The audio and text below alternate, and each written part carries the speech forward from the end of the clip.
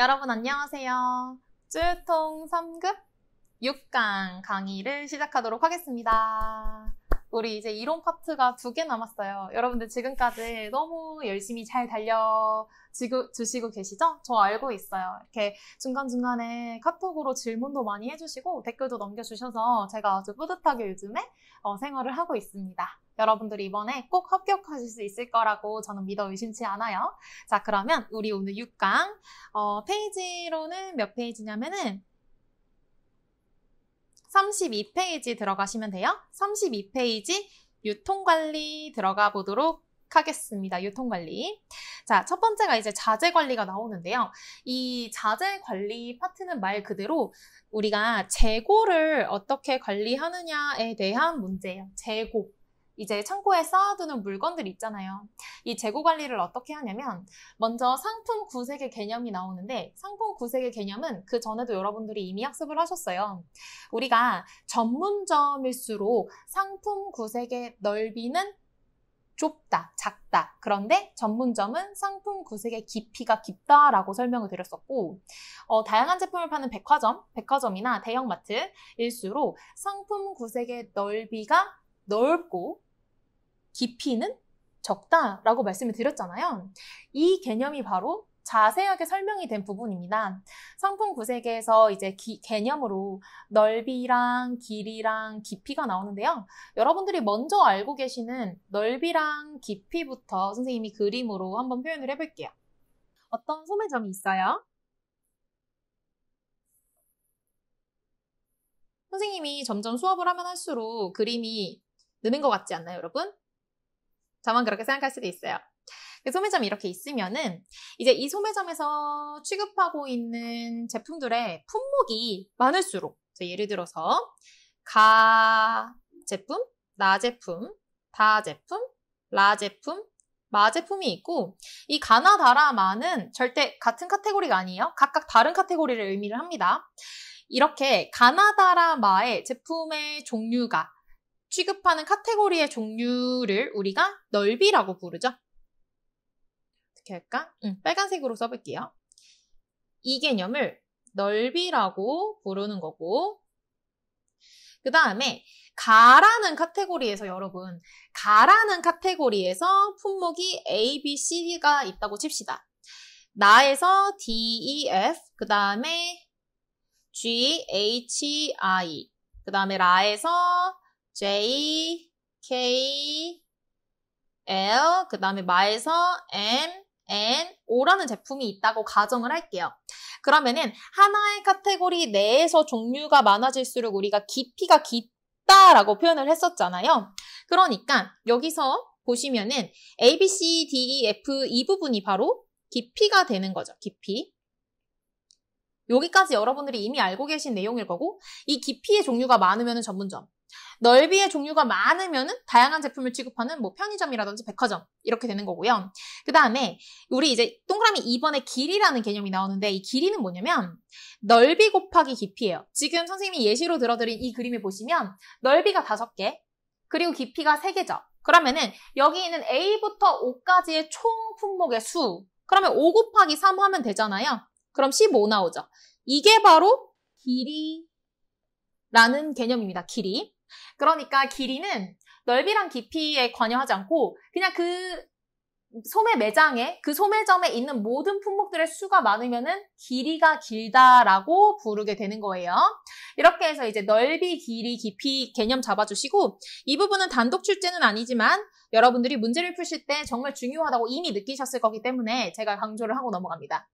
그 다음에 이제 2번부터 보시면은 우리 이제 SKU, 그 다음에 밑에 내려가시면 EOQ, 그 밑에 ABC 관리 방식, 그 다음에 포스 시스템, 적시적 상품 공급 어쩌고저쩌고 나오는데 제가 미리 말씀드리지만 우리 32페이지에 있는 이 개념들은 전부 다 연결된 개념이 아니라 단독 개념이에요.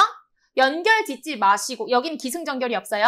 기승전결 없이 연결 짓지 마시고 하나하나 따로따로 보시는 거예요. SKU 따로, EOQ 따로, ABC 따로, 포스 따로 이렇게 가실 겁니다. 그럼 하나하나 선생님이 설명을 한번 해볼게요.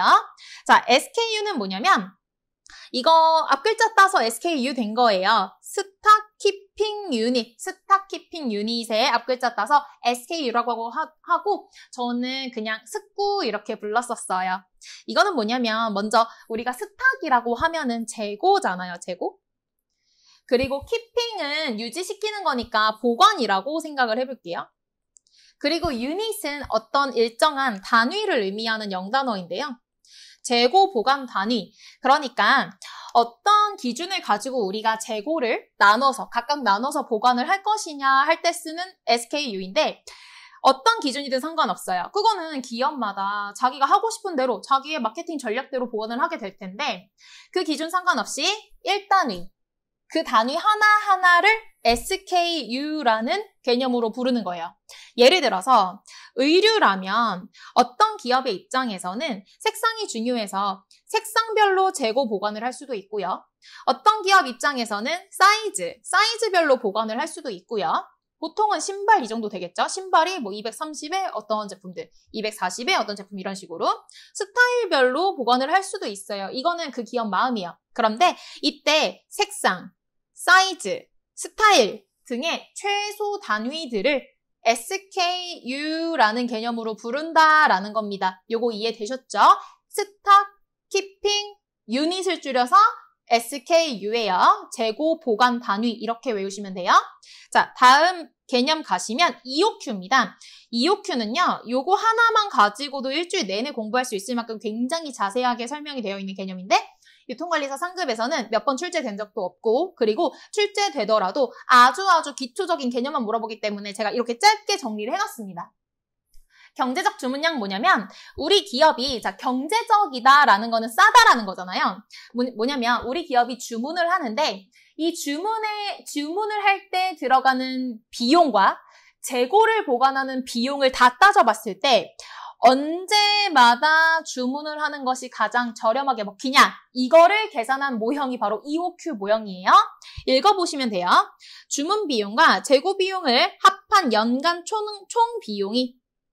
비용이 최소가 되도록 했으니까 경제적이라는 말이 붙었겠죠. 최소가 되도록 하는 주문량을 말한다.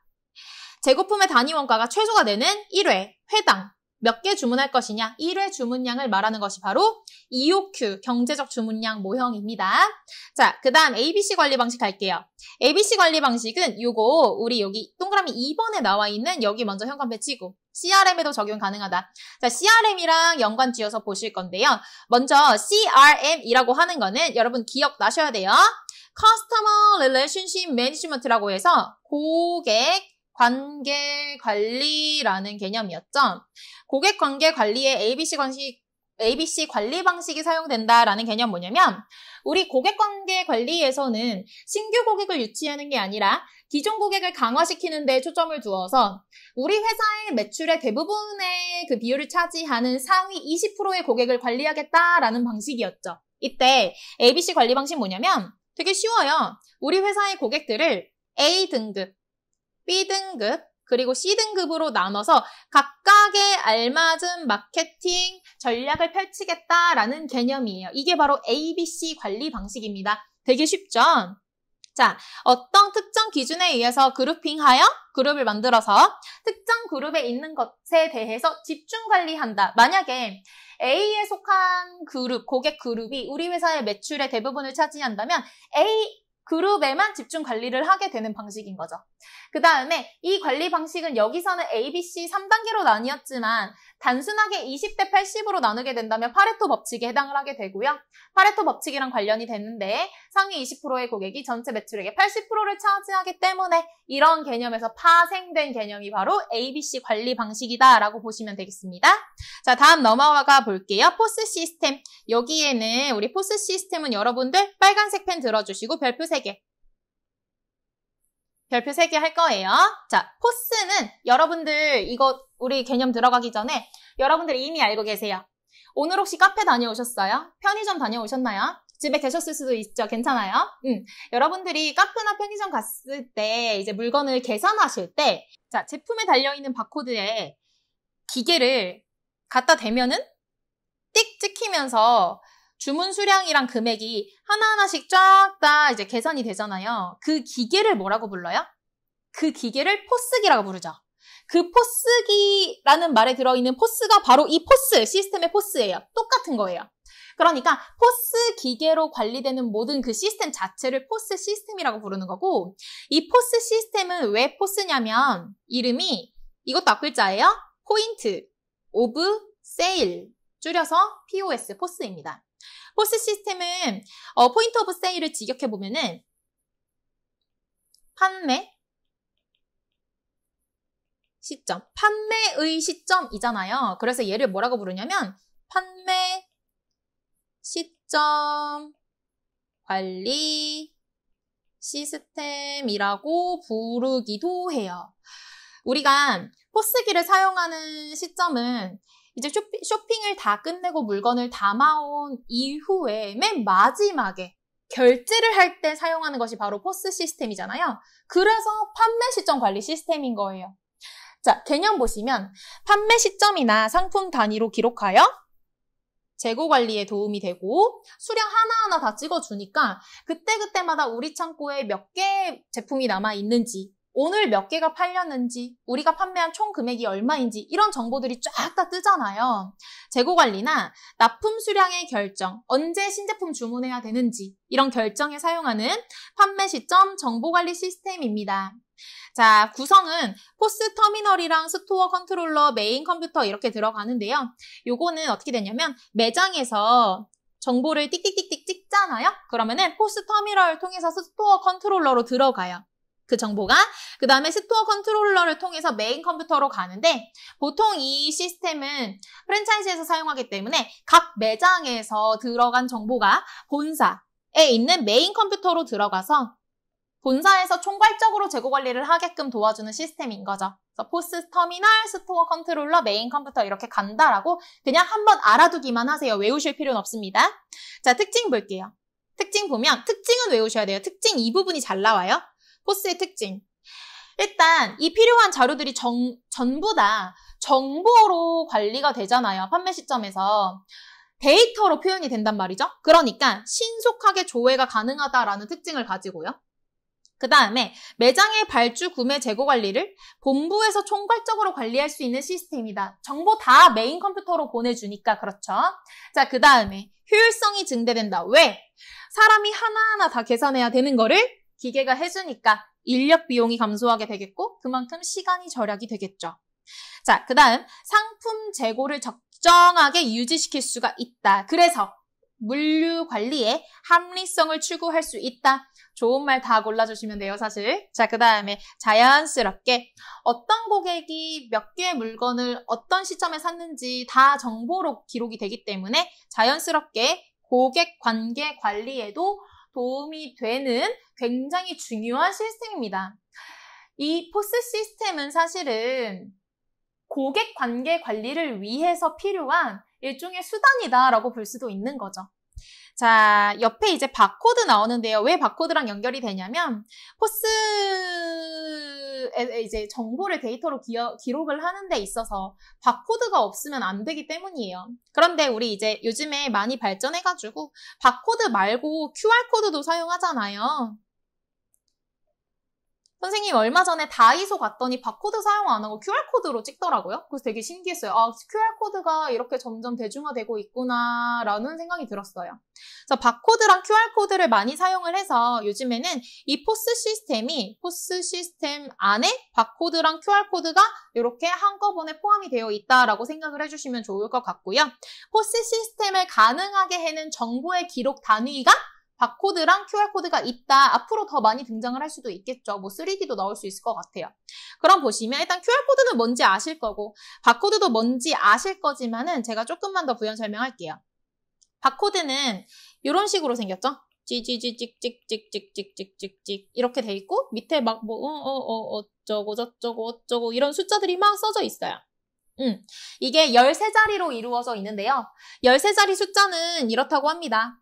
국가 코드 더하기 제조사 코드 더하기 제조사에서 만든 상품 코드 더하기 체크성 이렇게 4가지의 단위를 합쳐서 13자리로 구성이 된다라고 하고요. 방식은 소스 마킹이랑 인스토 마킹이 있는데 제조업자가 바코드를 만들어서 포장지 자체에다가 인쇄를 찍어가지고 나오게 되면은 소스 마킹.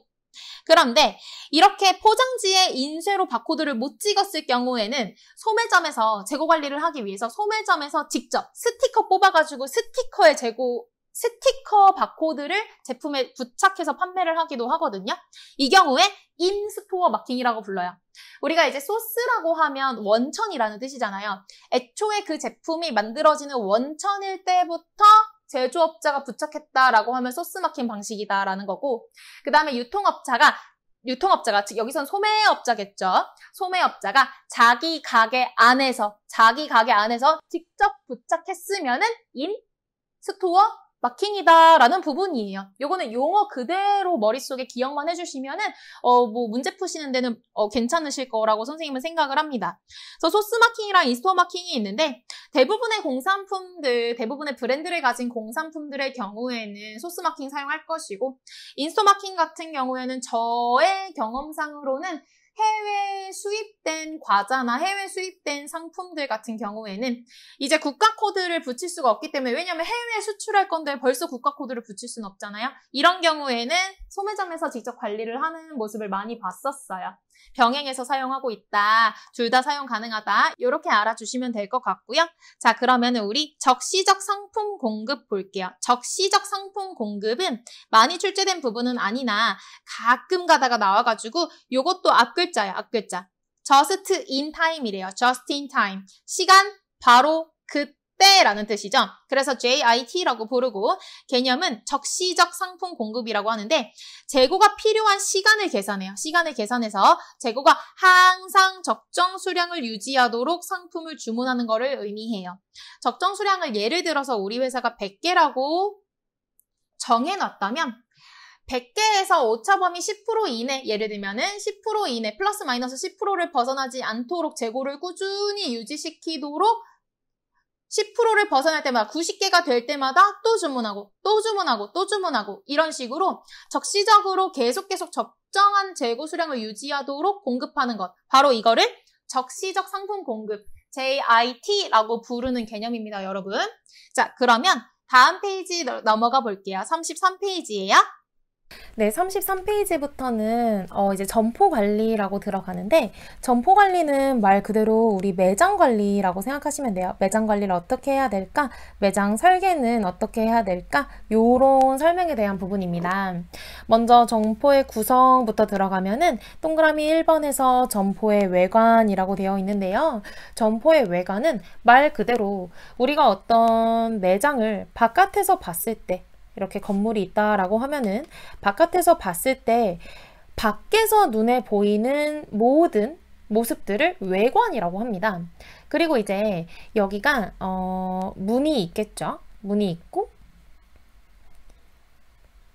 이렇게 가운데 문이 있다라고 생각을 해볼게요. 그러면은 이제 나머지가 창으로 되어 있을 텐데 이 문 부분을 점두라고 하고요. 그리고 나머지 창으로 되어 있는 부분을 진열창, 영어로는 쇼 윈도우라고 부르게 되는 것입니다.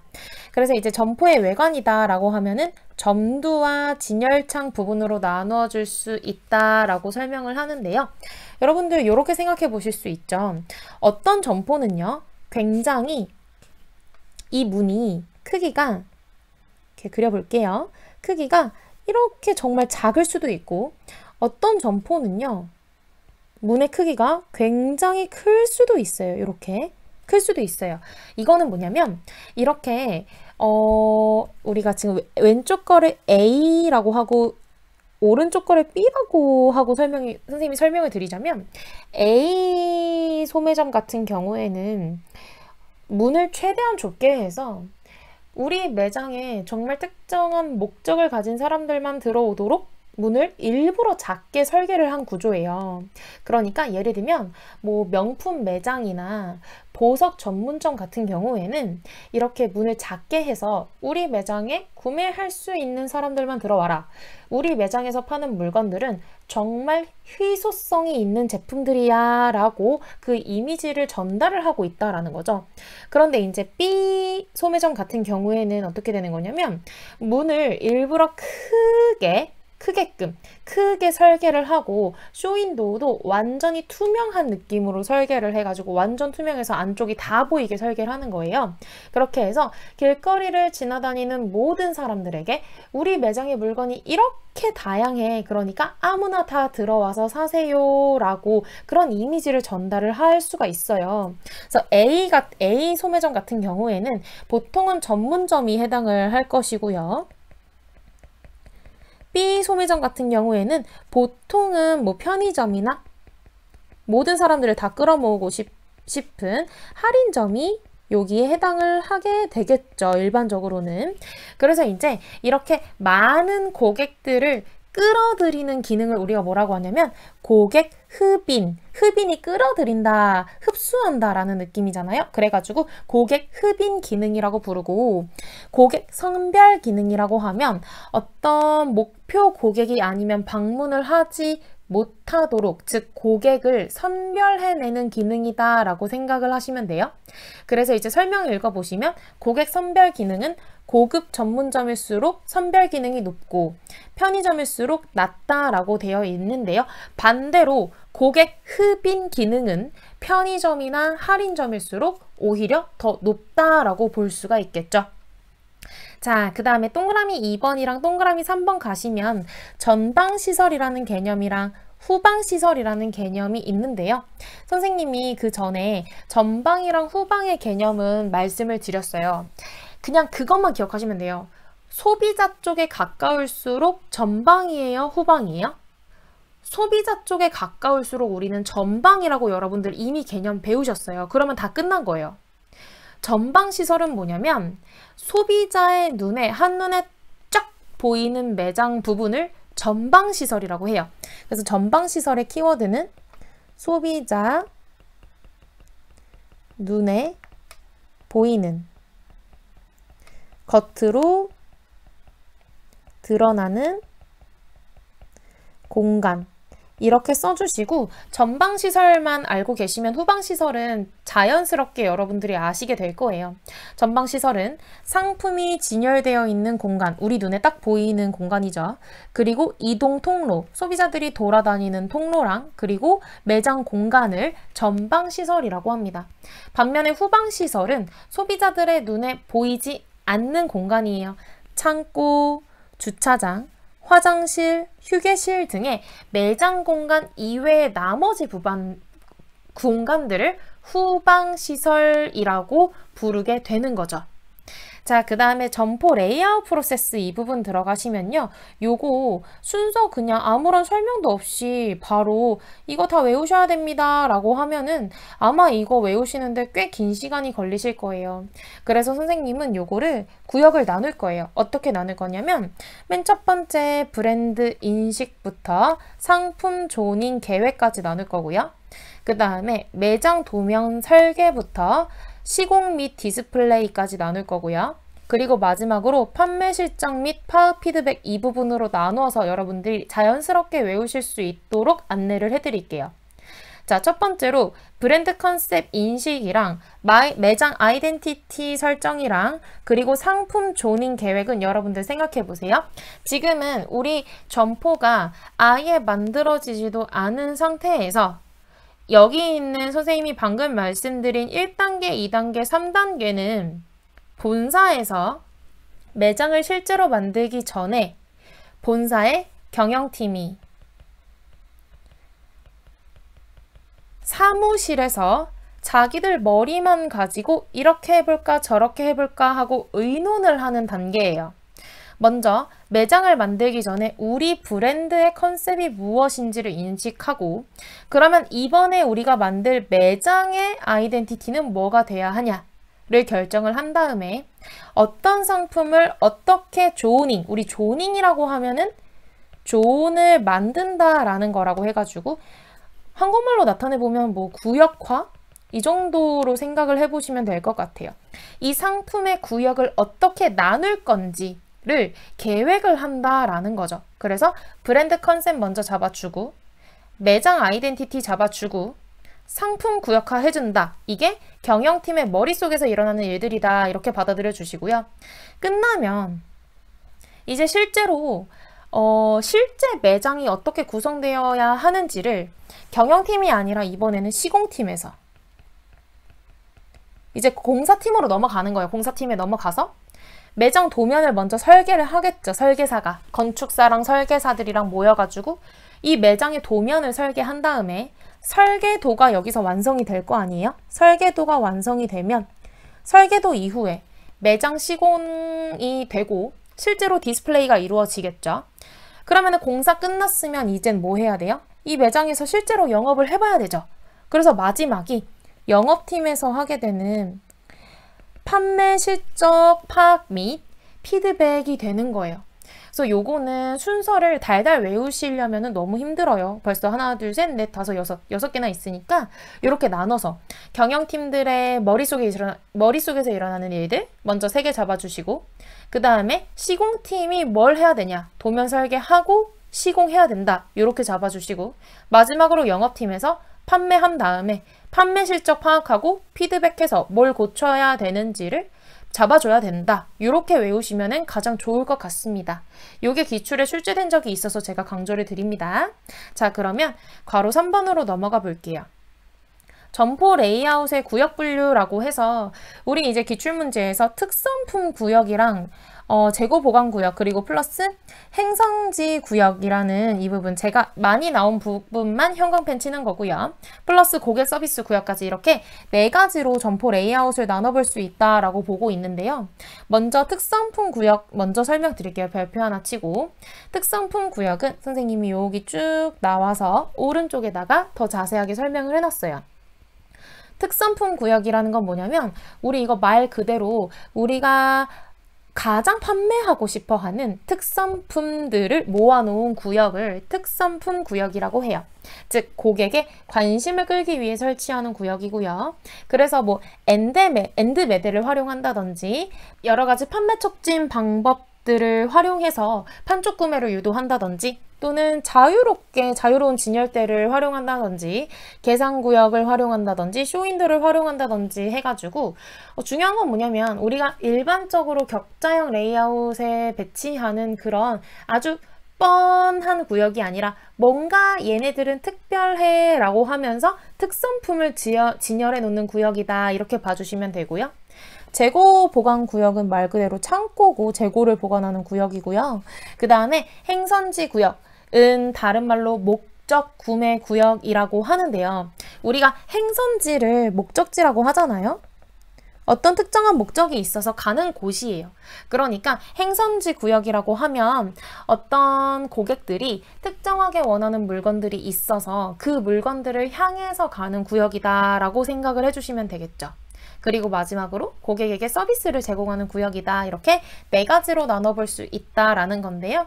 여기서 지금 선생님이 이론 파트에서 강조드리고 싶은 부분은 특성품 구역의 개념이랑 행선지 구역, 목적 구매 구역의 개념 정도만 잡아주시면 좋을 것 같습니다. 자, 그 다음에 점포 레이아웃의 유형 들어갈게요. 여기 선생님이 표로 격자형, 자유형, 표준형, 경주로형 이렇게 해서 정리를 해 놓았는데요. 먼저 여기 들어가기 전에 저는 별표 3개 점포 레이아웃의 유형 굉장히 많이 나오는 부분이라서 별표 3개 하고 선생님이 형광펜이랑 빨간펜 이용해서 키워드 잡아 드릴 거니까 잘 따라와 주셔야 돼요. 그리고 그림도 그릴 거예요. 자, 먼저 격자형 그림부터 그리겠습니다. 격자형은 이렇게 돼요. 자, 매장을 우리가 가장 단순하게 네모나게 생겼다라고 가정을 해볼게요. 그러면은 여러분들 대형 마트나 편의점 생각해 보시면 보통은 우리가 레이아웃을 이렇게 잡잖아요. 이렇게 해서 직각으로 상품들을 진열해 놓는 가장 단순한 형태가 바로 격자형이다 라고 생각해 주시면 돼요. 격자라고 하는 거는 그냥 직각 직각으로 이루어져 있을 때 우리가 격자라고 하잖아요. 바로 그렇게 딱 떠올려 주시면 되고요.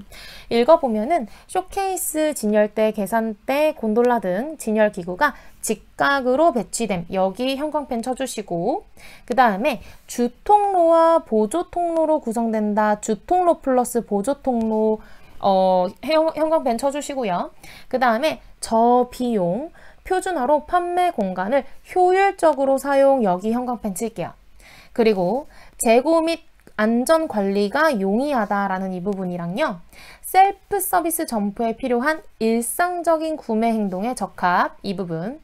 그리고 매장 전체를 한눈에 둘러볼 수 있게끔 하나 모든 상품이 노출되지는 않음. 여기까지 여러분들이 형광펜 쳐주시면 선생님이 하나하나 설명을 드리겠습니다.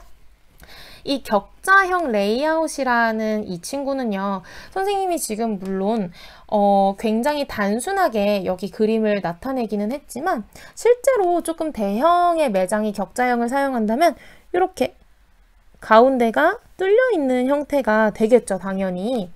이런 식으로. 이것도 격자형이에요. 이것도 격자형인데 만약에 이런 식으로 되어 있다면 고객들이 실제로 지나다니는 주통로는 여기 이렇게 긴 부분이 주통로가 될 것이고, 중간중간에 들어있는 이 선생님이 지금 짝짝짝짝 하는 부분이, 이 부분이 바로 보조 통로가 될 텐데요. 그래서 격자형은 주통로 플러스 보조 통로로 구성이 되어 있다라고 하는 거고, 직각으로 배치된다라는 거는 선생님이 이제 그림 그려드렸으니까 아실 거고, 판매 공간을 가장 효율적으로 사용한다. 이게 키워드예요. 그리고 저비용, 이 부분도 키워드로 잡을게요. 가장 비용이 저렴하고요. 판매 공간을 효율적으로 사용하는 방식이에요. 효율적으로 사용하기 때문에 재고와 안전관리가 용이하다라고 보는 거고, 셀프 서비스 점포에 필요한 일상적인 구매 행동에 적합하기 때문에 슈퍼마켓이나 또는 편의점에 적합한 형태이고, 할인점에 적합한 형태입니다. 자, 그 다음에 매장 전체를 한눈에 둘러볼 수 있게끔 하는 것은 맞지만 모든 상품이 노출되지는 않는다. 이 부분에도 꼭 별표 쳐주시고 외워주셔야 돼요. 여러분들이 이제 만약에 이 격자형 점포에 딱 들어갔어요. 들어가서 여기에 서 있다고 가정을 해볼게요. 그러면 한눈에 이 부분이 대부분은 보일 거예요. 여기 있는 상품들이 대부분은 보이겠지만 이 뒷부분에 있는 모든 상품들이 다 노출되지는 않는다. 이런 한계를 가지고 있다라는 설명입니다. 그래도 격자형이 가장 효율적인 레이아웃의 유형인 것은 맞아요. 자, 그 다음에 자유형으로 가볼게요. 자유형으로는 선생님이 이제 더 설명을 해드릴 필요가 없어요. 사실은 정말 자유롭게 여러 가지 매대들이 규칙적이지 않게 놓여져 있는 형태라고 보시면 돼요. 그럼 여러분들 지금 딱 감이 오시죠? 이러한 형태들은 효율적일까요? 비효율적일까요? 맞아요. 아주 가장 비효율적인 레이아웃의 방식이에요. 그렇기 때문에 효율을 추구하지 않는다라는 느낌은 뭐냐면 우리가 하나만 팔아도 마진이 많이 남으니까 우리는 효율을 추구할 필요가 없어 라는 매장에서 사용하는 방법이 되는 거죠. 그래서 이제 키워드 잡아주시면 형광펜 드시고 첫 번째 줄 읽어볼게요. 쇼케이스, 진열대, 계산대, 집기, 비품이 자유롭게 비대칭으로 배치되는 방법이다. 고객이 자유로운 쇼핑을 하게끔 하고 충동적인 구매를 기대할 수가 있어요. 패션 지향적 점포에 적합하며 당연히 백화점이나 전문점에서 사용할 수가 있겠죠. 즉, 패션 지향적 점포나 백화점이나 전문점의 공통적인 특징이 뭡니까? 감각적인 인테리어를 사용하는 매장이다라고 생각을 하실 수가 있겠죠? 자, 대신에 소비자의 전체적인 쇼핑 시간은 길어지지만 그 쇼핑 시간을 소비자들이 즐기게 될 거예요. 공간을 비효율적으로 사용합니다. 그래서 이 자유형이라는 친구는 격자형이라는 친구랑 완전 반대 특징 가지고 있어요. 제품당 판매 비용이 많이 소요되지만 백화점이나 전문점 입장에서는 판매 비용 많이 소요돼도 상관없어. 우리는 하나 팔아서 많이 남길 거니까 라고 생각을 하게 된다라는 뜻이에요.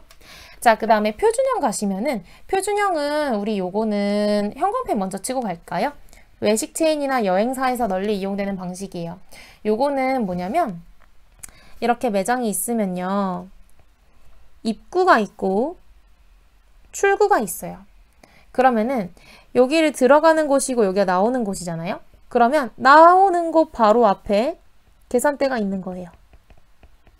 이거를 표준형이라고 하고 여러분들이 많이 이용하시는 프랜차이즈 외식 체인점들 있잖아요. 뭐 예를 들어서 빕스라든지 애슐리 같은 그런 매장 생각해 보시면 돼요. 그런 매장은 이제 쇼핑하는 매장은 아니라 밥을 먹고 나오는 매장이잖아요. 그렇기 때문에 안쪽에 인테리어는 테이블이든 의자든 음식, 매대든 여러 가지 이제 자유롭게 배치를 할 수가 있겠지만 공통점은 뭐냐면 입구 있고 출구 있고 출구 바로 앞에 계산대 있고 이렇게 구성을 한다라는 거고 이게 바로 표준형입니다. 입구, 계산대, 출구를 표준형으로 해가지고 안쪽의 인테리어는 걔네가 원하는 마음대로 한다 이런 개념인 거죠. 자, 그 다음에 경주로형은 요거는 뭐냐면 우리가 일반적으로 생각하는 아울렛이나 백화점에서 사용하는 방식이에요. 우리가 이제 방금 자유형에서 백화점이 자유형 사용한다라고 했는데 백화점에서도 자유형을 사용하는 공간은 명품 매장이나 아주 고가의 자동차를 판매하는 자동차 매장? 이런 느낌의 정말로 효율이 가장 적게 들어가는 그런 형태에서 사용을 하고요. 우리가 일반적으로 사용하는 그런 옷 팔고 신발 팔고 이런 백화점 있죠. 이게 바로 경주로형이라고 생각을 하시면 돼요. 이건 이제 먼저 그림으로 나타내보면 이렇게 되는 거예요. 경주로형은 말이 달려가는 동그랗게 달려가는 그런 걸 경주라고 하잖아요. 경주로. 그래가지고 이렇게 가장자리를요. 말이 달려가는 경주로 느낌으로 구성을 해요. 그래서 이렇게 쭉쭉 매장이 하나하나가 이렇게 들어가 있는 방식이에요. 물론 가운데도 매장들이 이런 식으로 들어가 있을 수가 있겠죠. 이걸 이제 경주로형이라고 하는데 경주로형은 제가 방금 말씀드렸듯이 가장 일반적인 백화점이다라고 생각을 해주시면 되고요. 이제 설명 보시면 이렇게 돼요. 소매점포의 공간 생산성을 높여주면서 고객이 매장의 다양한 상품을 한눈에 볼 수 있게 한다. 여러분 백화점 가셨을 때 한눈에 쫙 들어오죠. 그거 이제 떠올려 보시면 되고 선물점이나 백화점에서 이용되는 방식이고 주통로를 기준으로 이게 가장 중요해요. 여기 형광펜 치고 빨간색으로도 발표할게요. 각 매장의 입구가 서로 연결돼요. 즉 여러분들이 지금 이 매장에 서 있다라고 생각을 해보세요. 그리고 들어갔다가 나왔어요. 그러면 바로 다음 매장의 입구로 연결이 되고 여기서 나오면 또 다른 매장으로 연결이 되고 이렇게 입구들이 몇 걸음 채 가지 않아서 바로 나타나게끔 각 매장의 입구가 서로 연결되어 있는 방식이라는 거예요. 이게 바로 경주로형의 가장 큰 장점입니다. 그리고 여러분들 백화점 떠올리시면 알겠지만 입구가 딱 하나로 정해져 있는 게 아니라 입구가 완전 오픈돼 있죠. 그래서 이 통로에다가 신상품을 전시를 해놓으면 고객들이 한눈에 여기에 신상품이 나왔네? 와, 이제 가을 옷들 전시해놨어. 벌써 가을이구나. 이런 식으로 한눈에 볼 수 있게끔 하기 때문에 이러한 신상품을 통로에 전시하면 효과적이다라는 특징을 가지게 됩니다. 자, 그러면은 34페이지로 넘어가서 우리 진열 방법 볼게요. 진열 방법은 우리 소매점포의 형태 했었을 때처럼 굉장히 많아요. 지금 34페이지만 보실 때 진열 방법이 동그라미 1번부터 동그라미 14번까지 나와 있는데요. 요거 그림으로 나타내면은 금방금방 하실 수 있어요. 제가 열심히 설명해 드릴 테니까 여러분들 힘내셔서 같이 따라오세요. 진열 방법이라고 하면은 우리가 이 매장에서 아이템들을, 상품들을 어떻게 진열을 할 것이냐의 방법이에요. 수직 진열, 동그라미 1번 수직 진열 가는데요. 수직 진열은 곤돌라 내에서 동일의 품종 상품을 세로로 진열했다. 수직이랑 세로라는 말이랑 연결해 주시고요. 이거는 이렇게 팬트리, 이제 곤돌라라고 하나요? 이렇게 팬트리가 있으면 어떤 종류의 상품들을, 동일한 상품을 이렇게 세로로 진열해 놓는 방식이에요. 그리고 또 또 다른 상품을 옆에다가 또 세로로 이런 식으로 진열을 한다면 이게 바로 수직 진열이 되는 거죠. 그러면 여러분들 여기다가 제가 너무 쉬워가지고 안 넣긴 했는데 별표하고 수평 진열 이렇게 써주세요. 수평 진열은 어떤 방식일까요? 똑같이 이렇게 팬트리가 있으면 동일한 상품들을 이렇게 수평으로 또 밑에 동일한 상품들을 이렇게 수평으로 진열을 한다면 이게 바로 수평 진열이 될 거예요. 그래서 수직 진열이나 수평 진열은 여러분들이 딱 그냥 이 단어만 들으셨을 때 어떤 느낌인지 감이 오실 것 같아서 제가 자세하게는 설명하지 않았습니다. 자, 동그라미 2번 샌드위치 진열 가볼게요. 샌드위치 진열은요, 잘 팔리는 상품 옆에다가 이익은 높지만 잘 팔리지 않는 회전율이 떨어지는 이렇게 써볼까요? 회전율이 떨어지는 상품을 진열하는 방식이에요. 그래서 예를 들어서 우리가 A 상품이 잘 팔리고 B 상품이 잘 안 팔리는데 얘를 팔면 마진이 좀 더 많이 남을 것 같다라고 하면 A가 잘 팔리니까 A를 이렇게 옆에다 두고 가운데에다가 B라는 이 제품을 샌드위치 만들듯이 쏙 이렇게 넣어 놓는 방식.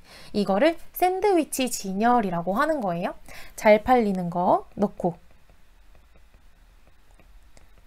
잘 팔리지 않는 아이템을 같이 진열하는 방식이 바로 샌드위치다 라고 생각을 해주시면 되겠습니다. 자, 점불 진열, 점불이라고 하면요. 점불은 영어로 뒤죽박죽이에요. 뒤죽박죽. 그래서 설명 읽어보시면 바로 감이 오실 거예요. 상품을 똑바로 쌓아놓는 게 아니라 아무렇게나 뒤죽박죽 진열하는 방식으로 고객들한테는 이거 할인하는 제품들인가? 라는 인상을 주는 방식으로요. 선생님이 얼마 전에 마트 갔더니 과자 좀 세일하는, 할인하는 과자들을 이렇게 점불로 뒤죽박죽 진열을 해놓은 거를 봤어요.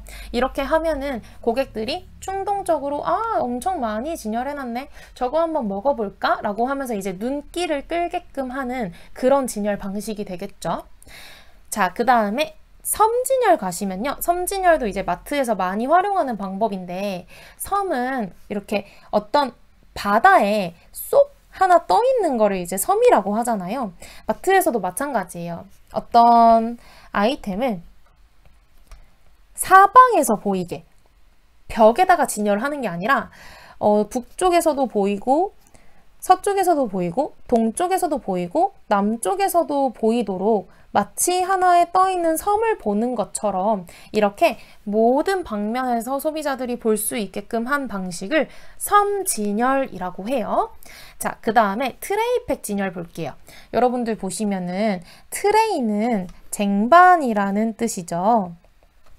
그리고 팩은 포장이라는 뜻이잖아요. 이거 어떻게 하는 거냐면 요거 선생님 얼마 전에 이마트 갔더니 치즈를 이런 식으로 진열을 해놓는 걸 봤는데요. 이렇게 박스째로 매장에 물건이 들어와요. 그러면 이 박스 안에 치즈가 뭐 10개든 20개든 이렇게 들어있겠죠. 그런데 여기서 10개, 20개의 이런 치즈 알맹이들을 판매원들이 직접 손으로 빼가지고 차곡차곡 진열해 놓는 게 아니라요. 이렇게 잘라요. 아랫부분만 남겨놓고 제가 지금 색칠하고 있는 부분만 남겨놓고 윗부분을 쏙 드러내는 거예요. 그러면 안쪽에 있었던 치즈 알맹이들이 이렇게 차곡차곡 정리가 되어 있을 거잖아요. 저 그림 지금 좀 많이 넣은 것 같지 않나요? 제가 얼마 전에 본 치즈를 이렇게 그려볼게요. 자, 그러면은 치즈가 이렇게 알맹이들이 쏙 들어있을 거잖아요. 이대로 진열을 해놓는 거를 트레이팩 진열이라고 해요. 이렇게 잘라놓으면은 아래에 있는 이 부분이 쟁반 모양이 되는 거죠. 그래서 쟁반을 의미하는 영어 트레이라는 말을 사용해서 트레이팩 진열이다 라고 부르게 되는 거고요. 이거는 다른 말로는 컷케이스 진열이라고 하기도 해요. 컷케이스는 말 그대로 컷이 자르다 라는 뜻이죠. 케이스는 말 그대로 케이스잖아요. 케이스를 자른 진열이라는 걸로 트레이팩 진열이나 컷 케이스 진열이나 비슷비슷한 말이에요. 이런 컷 케이스 진열이나 트레이팩 진열 같은 경우에는 선생님이 말씀드렸던 코스트코, 회원제 도매클럽 나 또는 하이퍼마켓, 이마트 같은 이 둘의 공통점이 뭐예요? 매장 인테리어에 큰 노력을 기울이지 않는다라는 특징을 가지게 되잖아요. 그래서 코스트코나 하이퍼마켓에서 일반적으로는 사용하는 방법입니다. 자, 다음으로 6번 가시면 평대 진열이 있는데요. 평대 진열은 아이스크림 가게 생각하시면 가장 쉬워요. 아이스크림 가게 가시면 여러분들의 눈높이가 어떻게 되세요? 아이스크림 전문점 가면은 여러분들 키가 요 정도 되실 거예요. 제가 키가 작아요. 제 키가 한 160 정도 되는데 키 160 정도 되는데 제 160의 조그만한 키에서 봐도 이렇게 내려다보는 아이스크림이 척척척척 진열이 되어 있어요. 이거를 바로 평대 진열이라고 해요. 키워드는 뭐냐면 평대 진열은 고객의 눈높이 아래에 진열하는 방식이에요. 진열 정리만 잘 해놓으면 고객의 눈 아래에 보이기 때문에 상품 선택이 쉽다라는 장점을 가지게 되죠. 그 다음에 측면 진열하면 말 그대로 옆쪽이라는 거잖아요. 옆. 요거는 뭐냐면 엔드 진열의 한쪽 측면을 활용해서 얼마 전에 갔더니 좀 선생님이 마트에서 봤을 때는 측면에 그 팬트리의 측면에 할인 상품들을 놓거나 또는 뭐 간단하게 시식할 수 있게끔 해서 충동 구매를 유발하는 그런 진열을 하는 거를 봤었어요. 그래서 측면은 말 그대로 엔드 진열의 맨 끝에 한쪽 측면을 활용하는 방법이다. 이렇게 생각을 해주시면 가장 좋을 것 같습니다. 이런 거는 이제 뭐 그림으로 나타내 보면은 제 팬트리가 보통은 이렇게 굉장히 가로로 길게 생긴 팬트리잖아요. 그런데 이 옆쪽 부분을 낭비하는 게 아니라 여기에서 뭐 할인 판매를 한다든지 또는 방금 말씀드린 것처럼 시식 판매를 하는 등의 여러 가지 효과를 주는 거죠. 자, 그 다음에 행거 진열은요. 말 그대로 행거는 이제 옷을 걸어 놓는 진열이잖아요. 물건도 공중에 걸어서 판매를 할 수가 있어요. 얼마 전에 선생님이 이제 다이소 갔더니 다이소에 여러 가지 물건들을 전부 다 이렇게 걸어서 진열을 해놨더라고요. 그거를 행거 진열이라고 해요. 이 행거 진열의 장점은 양감의 느낌을 줘요. 뭔가 양이 많아 보인다라는 거죠. 그래서 상품을 고르기 쉽게 하고 가장 쉬운 예를 들면은 우리 의류는 당연히 행거 진열해야 되겠죠. 자, 그 다음에 동그라미 9번 가면은 라이프스타일 진열이 있는데요. 라이프스타일 진열은 뭐냐면 말 그대로 라이프, 삶의 스타일을 보여주는 진열이다라는 내용으로 연관되는 품목들을 한 공간에 함께 진열하는 방식이에요. 가장 대표적인 예를 들어서 가구점을 우리가 생각을 해볼 수가 있겠어요. 가구점 가시면 한 공간 안에 굉장히 효율성은 떨어지는 느낌이에요. 한 공간 안에 소파 놓고, 이거 소파 맞나요?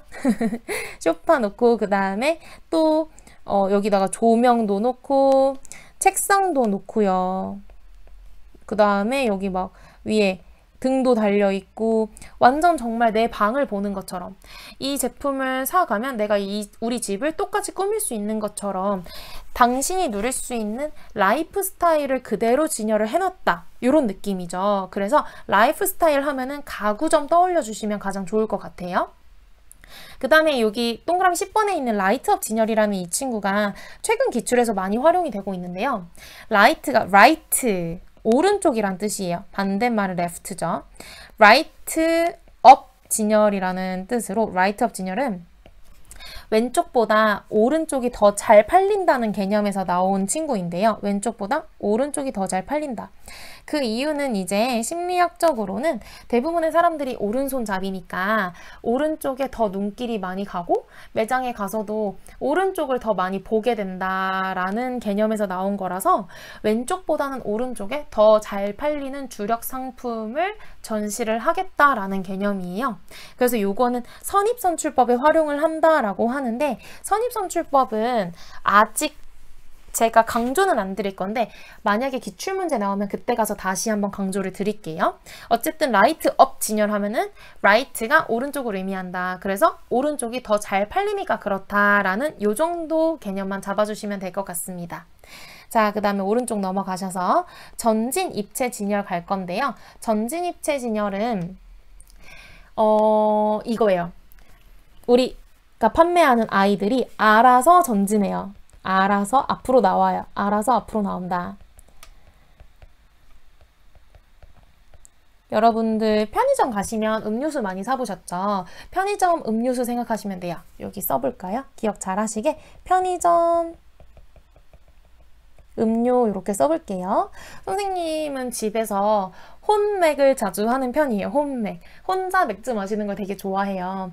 그래서 이제 우리 편의점 가면은 4개에 10,000원 이래서 많이 팔잖아요, 맥주. 근데 제가 마음에 드는 맥주가 있어가지고 하나를 쏙 꺼내잖아요. 그러면은 뒤에 있었던 애들이 쩌저저저적 딸려 나와요.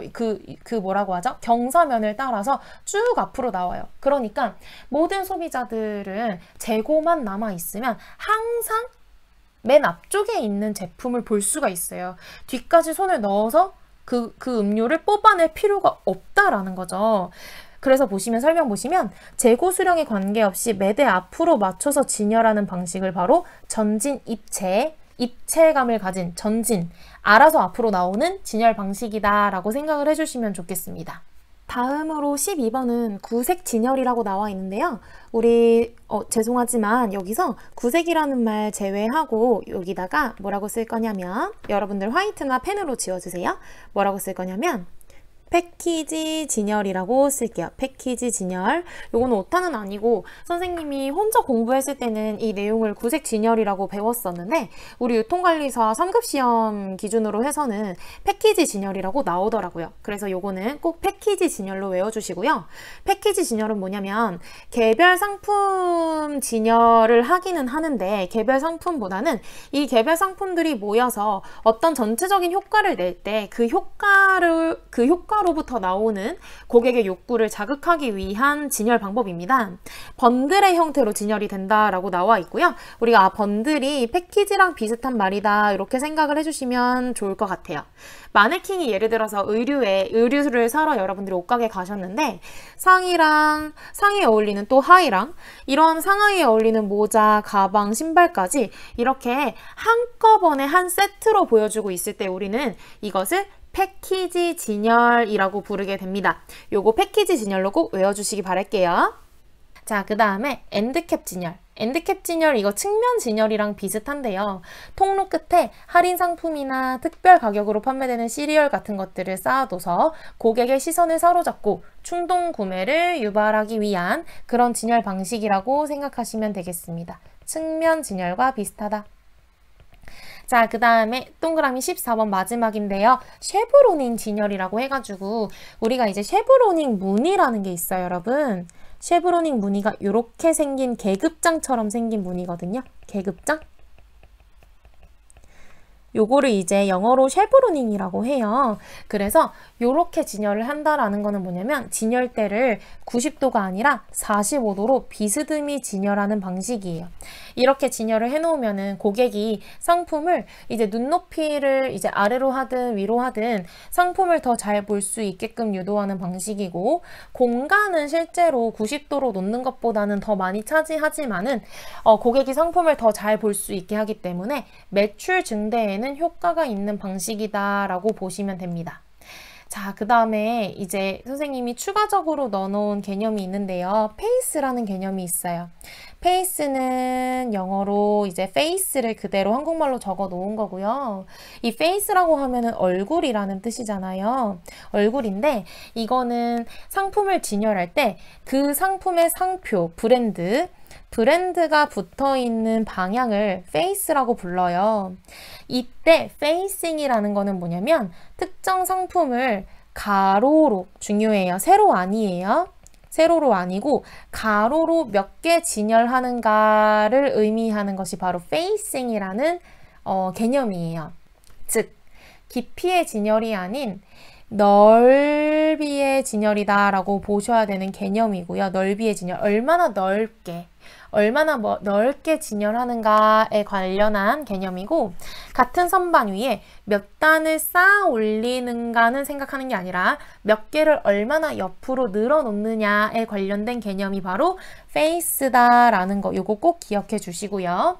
그 다음에 마지막으로 이제 오늘의 마지막 파트예요. 상품 진열 높이에 따른 존의 구성이다 라고 해가지고 선생님이 여기에서 가장 강조 드릴 부분은 이 골든존부터 시작을 할 거예요. 지금 여기 여러분들이 실제로 딱 서 있다라고 생각을 해보세요.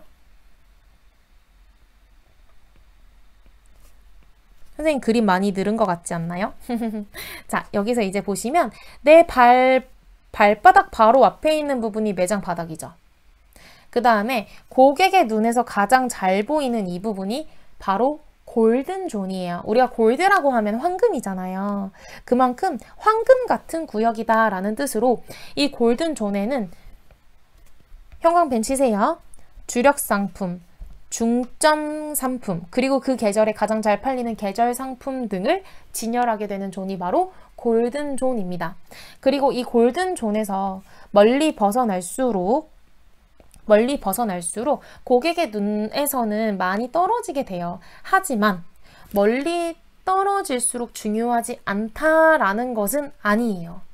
반드시 맨 밑에 있는 클린리네스 존이라는 이 부분은 깨끗해야만 해요. 반드시 청결해야 해요. 아무리 주력 상품이 좋은 상품일지라도 청결하지 않으면 고객은 매장에서 물건 사지 않아요. 그렇기 때문에 각각의 공간들이 이 존들이 가지고 있는 중요성이 다 달라요. 하지만 매출 증대나 판매 중점은 골든존에 있다. 이 정도 느낌으로 봐주시고요. 맨 위에 있는 이 무드존 같은 경우에는 무드존은 고객의 눈높이에서 가장 멀어요. 특히 이 무드존은 조명이랑 가깝죠. 조명이랑 가까워서 손이 닿지도 않아요. 하지만 조명이랑 가깝기 때문에 연출, 우리 매장의 분위기 연출을 하는데 정말 중요한 부분이고요. 어떤 재고를 놓을 수도 있어요. 재고를 놓을 수도 있고 안 놓을 수도 있고 상관이 없는데 이 연출용 공간은 분위기를 형성하는데 정말 중요한 역할을 한다. 요 정도로 봐주시면 되고, 무드존 밑에는 보통은 스탁존이라고 해가지고 잘 팔리지 않는 상품들, 계절 외 상품들, 그리고 선물용품, 선물 박스 같은 것들을 놓는 공간이고요. 그 다음에 C존이라고 하면은 이제 골든존만큼 보이진 않지만 어쨌든 고객의 눈에 보이긴 보일 거예요. 그래서 새로 나온 신상품이나 우리 회사가 지금 잘 팔리는 상태는 아니지만 앞으로 잘 팔릴 것 같아 라고 뭔가 이제 긍정적인 영향을 미칠 것으로 판단이 되는 상품들, 즉 육성 상품들을 연출을 하게 되는 공간이고, 그 다음에 골든존에서 아래로 내려가시면 실버존 있잖아요. 실버존은 우리가 이제 노인분들 부를 때 실버라고 부르잖아요. 그래서 고령자 지향 상품이에요. 보통은 이제 일반적으로는 다 그런 건 아니지만 일반적으로는 노인분들이 젊은 성인들보다는 키가 작으실 확률이 높기 때문에 골든존보다는 약간 아래쪽에 배치를 하는 경향이 있는 거고, 그 밑에는 디스카운트 존이 있는데, 디스카운트 존은 이제 키가 작은 어린이들을 위한 어린이 상품이나 또는 할인 상품들을 배치한다 해가지고 이름이 디스카운트 존이다 이렇게 생각을 하시면 되겠습니다. 자, 여기까지 이제 보셨으면은 우리 다음 페이지 35페이지로 넘어가 볼게요.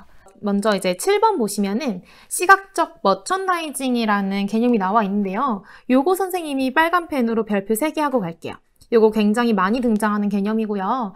어렵진 않아요. 여러분들, 우리가 시각적이라는 거는 눈에 보인다라는 뜻이잖아요. 그래서 이거 영어로 비주얼이라는 단어를 쓰고요. 머천다이징이라고 하면 우리가 머천다이징이라고 가기 전에 merchandise를 상품이라는 뜻으로 써요. 그래서 merchandising 하면은 상품을 만드는 거니까 상품 판매, 쉽게 생각하시면 상품과 상품 판매에 관련된 모든 것들을 merchandising이라고 보시면 돼요. 그리고 visual에서 V 맨 앞 글자를 따고요. 그리고 merchandising에서 M이랑 그리고 중간에 있는 D자를 따서 이거를 아주 그냥 단순하게 줄여 말해서 VMD라고 부르시면 됩니다. 이 VMD라는 단어가 여러분들한테 만약에 어렵게 느껴지시더라도 상관없어요. 맨 앞 글자에만 집중하셔서 맨 앞 글자가 V잖아요. 우리가 유통관리사에서 V라는 영어를 쓰는 경우가 많지 않아요. V 나오면 아 이거 비주얼이야 비주얼. 비주얼은 눈에 보이는 거지. 맞다 이거 시각적 머천다이징이다 이렇게 생각을 해주시면 가장 좋겠습니다. 말 그대로 눈에 보이는 상품 판매를 하겠다라는 개념인데 가장 쉽게 말해서 매장 인테리어 말하는 거예요. 우리가 매장 인테리어는 눈에 확실하게 보이는 요소들이죠.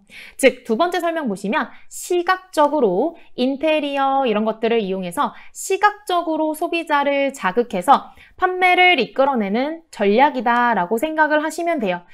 인테리어를 되게 고급지고 예쁘게 꾸며서 뭐 계절에 맞게 여름에는 여름 테마, 겨울에는 뭐 겨울 테마 이런 식으로 디자인을 예쁘게 해가지고 인테리어를 해서 고객들의 구매 욕구를 자극한다라는 개념이죠. 이때는 마네킹이라든지 여러 가지 조명을 이용할 수가 있습니다. 시각적 머천다이징 꼭 기억해 주셔야 될 개념입니다. 자, 8번 가시면 점포 디스플레이 나오는데요. 점포 내부에 이제 디스플레이를 어떻게 할 것인가 그거에 대한 설명이 이제 동그라미 1번에 디스플레이의 목적 나와 있고요. 동그라미 2번에 디스플레이의 원칙, 그리고 동그라미 3번에 플래노그램, 동그라미 4번에 POP 광고, 다른 말로 해서 구매 시점 광고 이렇게 나와 있습니다. 이렇게 네 가지를 위주로 살펴볼 건데요. 먼저 디스플레이를 도대체 왜 하는 걸까요? 무엇을 위해서 디스플레이를 할까요? 결국에 우리가 상품을 진열하고 여러 가지 인테리어를 한다는 것은 우리 회사의 매출을 증대시키기 위해서 하는 활동이잖아요. 그래서 첫 번째 설명 보시면 고객 수를 증가시키고 이익을 확보하고 또 이익을 증가시키기도 하면서 지속적으로 거래하기 위한 방법이다라고 보실 수 있습니다. 여기에서 지속적 거래라고 하면은 한 명의 고객과 지속적으로 거래를 함으로써 그 고객을 충성 고객으로 만드는 것을 목적으로 하기 때문에 우리가 이전에 배웠던 CRM, 한국말로 하면 고객, 관계, 관리라는 이 개념과도 연관이 된다라고 생각을 해주시면 좋겠습니다. 또한 여러분들이 지금 회사 생활을 하시는 분들도 있고 대학생이신 분들도 있겠지만은 여러분들이 어떤 회사에 들어가서 일을 하실 때 인테리어가 너무 고급지고 예쁘고 진짜 깔쌈하게 되어 있으면 그만큼 내가 이 회사에 정말 열심히 일을 해야겠다라고 의욕이 증대가 되잖아요. 마찬가지로 어떤 점포의 디스플레이는 고객의 욕구를 자극하는 것뿐만 아니라 종업원들의 판매 의욕을 증진시키기도 해요. 그리고 통과 구매 비율 향상을 목적으로 한다라는 말이 있는데요. 여기서 말하는 통과 구매 비율이라는 개념 처음 나와서 선생님이랑 같이 보실 건데 통과 구매 비율은 말 그대로 통과를 이제 고객이 하는 거예요. 고객이 매장을 통과하면서 같이 써볼까요? 매장을 통과하면서 매장의 입구부터 출구까지 쭉 통과해 나가면서 물건을 구매하는 비율을 말하는 것입니다. 통과 구매 비율 그대로 이해해 주시면 돼요. 통과 구매 비율을 향상시키는 것을 목적으로 한다. 그것이 바로 디스플레이다 라고 생각을 해주시면 좋겠고요. 이러한 디스플레이에는 원칙이 있어요. 첫 번째로 OW1H의 원칙이라고 해서 요거 우리 한국말에도 있는 육하 원칙이랑 동일해요. 육하 원칙. 다시 써보면 육하 원칙이랑 동일합니다. 우리 육하 원칙은 그대로 여러분들 학교에서 배우신 대로 읽어보면 누가, 언제, 그리고 어디서, 어떻게, 무엇을, 왜 여기까지 이렇게 6가지를 육하 원칙이라고 하잖아요. 요거를 그대로 연결해 보시면 영어로 누구는 who죠. 언제는 when을 쓰고요. 어디서는 where, 어떻게는 how, 무엇을은 what, 그리고 마지막으로 when은 why 이렇게 6가지를 우리나라 말에서 육하 원칙이라고 부르는 것처럼 영어에서는 지금 5개의 w와 하나의 how가 있다라고 해가지고 OW1H라고 부르고 제가 여기에서 하나만 더 추가를 드리자면은, 맞다. 우리 여기 본문에 y가 빠졌어요. 요거 하나 이렇게 추가해 주시고. 하나 더 추가를 해 드리자면은요. 디스플레이의 원칙에서는 플러스 1번 뭐가 되냐면 how much가 있어요. 우리 여행 같은 데 가면은 영어로 이거 얼마예요? 물어볼 때 how much is it? 이렇게 물어보잖아요. how much라고 하면은 얼마?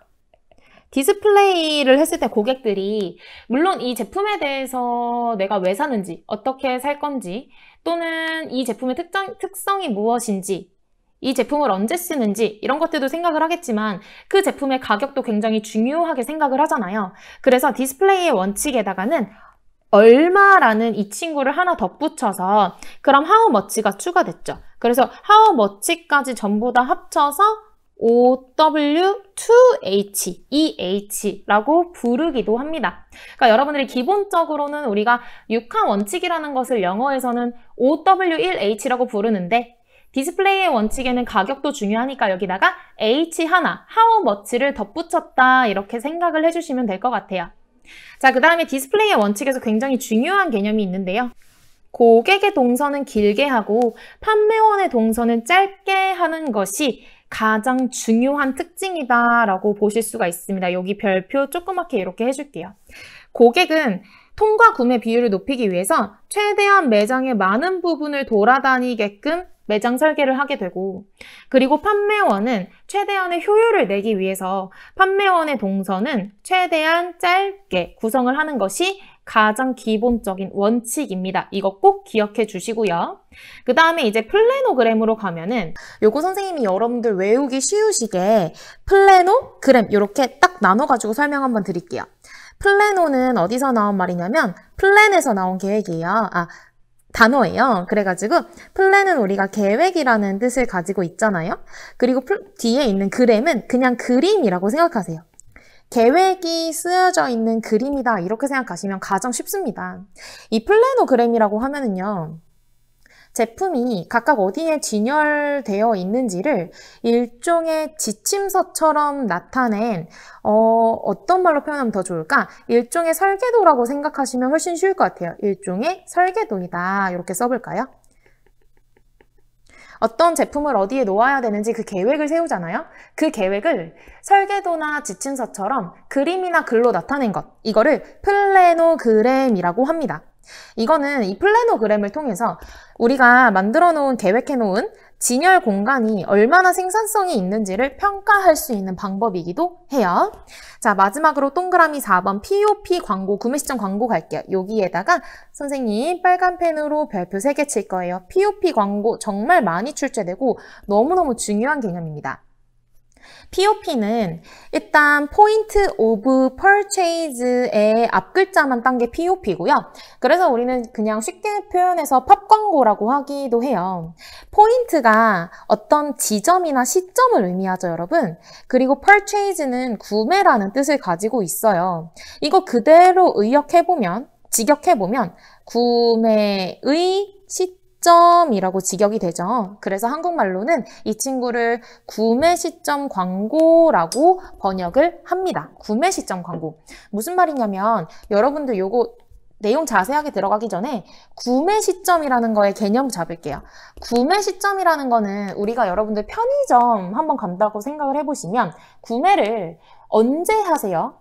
판매대에서 하시죠. 판매대, 계산대. 계산대에서 구매가 이루어지는 시점이잖아요. 이 계산대에서 눈에 보이는 모든 광고를 POP 광고라고 합니다. 여러분들 이제 머릿속으로 상상해 보세요. 편의점 가셔서 계산대에 서가지고 이제 판매원이 계산해 주시는 거를 기다리고 있는데 눈에 보이는 모든 광고 뭐 있어요? 가장 대표적으로는 바로 눈앞에 있는 판매원 뒤쪽에 있는 담배 광고 있을 거고, 그리고 또 요즘에는 뭐 여러 가지 카드 광고라든지 제품 광고 조그만하게 이렇게 포스터처럼 그려가지고 어떤 신제품의 정보를 준다거나 할인 정보를 준다거나 하는 여러 가지 그림으로 그려진 포스터들이 기억이 나실 건데요. 즉 POP 광고라는 건 뭐냐면 고객의 충동 구매를 유도하기 위해서 어떤 중점 상품이나 신상품을 구매 시점 주변에다가 디스플레이하는 모든 광고를 다 통틀어서 POP 광고라고 불러요.